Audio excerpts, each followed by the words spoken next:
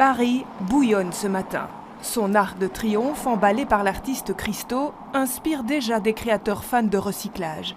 Une forme d'économie circulaire qui s'invite aussi dans des endroits plus modestes, comme la cour du centre Wallonie-Bruxelles, située à 2 pas du centre Pompidou. Autour de cette serre construite entièrement de matériaux de chantier voués à l'incinération, des entrepreneurs bruxellois à la pointe du réemploi et de la valorisation des déchets. Aujourd'hui, il faut avoir un autre regard sur les déchets, que les déchets généralement sont une nouvelle matière première et qui n'est pas influencée aujourd'hui par la spéculation au niveau international ou la fermeture des frontières qu'on a pu le connaître dernièrement. Il y a moyen de travailler avec des gisements locaux issus de réemploi ou de valorisation de déchets. En matière d'économie circulaire, d'autres entreprises bruxelloises ont choisi d'échanger avec les Parisiens sur leurs bonnes pratiques en matière de mobilité.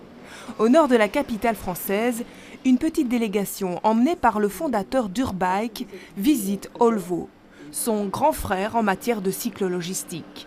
La coopérative parisienne a démarré ses activités en 2013 avec 2 coursiers. Elle occupe aujourd'hui 35 salariés. Le transport de marchandises, c'est la même chose. On a des centres-villes qui sont encombrés. On a eu un énorme développement du e-commerce avec beaucoup de livraisons chez les particuliers qui ont multiplié le nombre de camionnettes, le nombre de camions.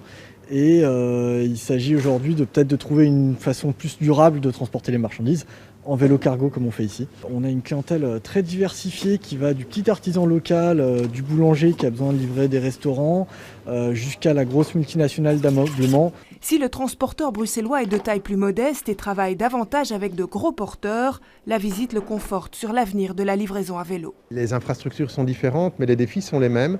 Ça reste qu'il faut essayer d'être efficace, d'arriver à faciliter le passage entre le camion et le vélo, ou alors de justement travailler ici. Je trouve qu'il y a beaucoup à apprendre avec Olvo, travailler avec des acteurs locaux pour livrer des marchandises qui sont stockées carrément dans leur dépôt, ce qu'on est en train de commencer à faire aussi avec Urbike justement. Des échanges de bons procédés entre sociétés innovantes rendus à nouveau possibles avec la reprise des Brussels Day. Des journées de rencontres importantes pour relancer aussi l'économie au sens large. L'idée des Brussels Day, c'est vraiment un événement d'image et ce n'est pas une mission économique et commerciale, mais on espère que les graines qu'on sème maintenant vont apporter des affaires pour nos sociétés par la suite. Car pour les exportateurs bruxellois, Paris reste pour notre capitale un point d'ancrage essentiel.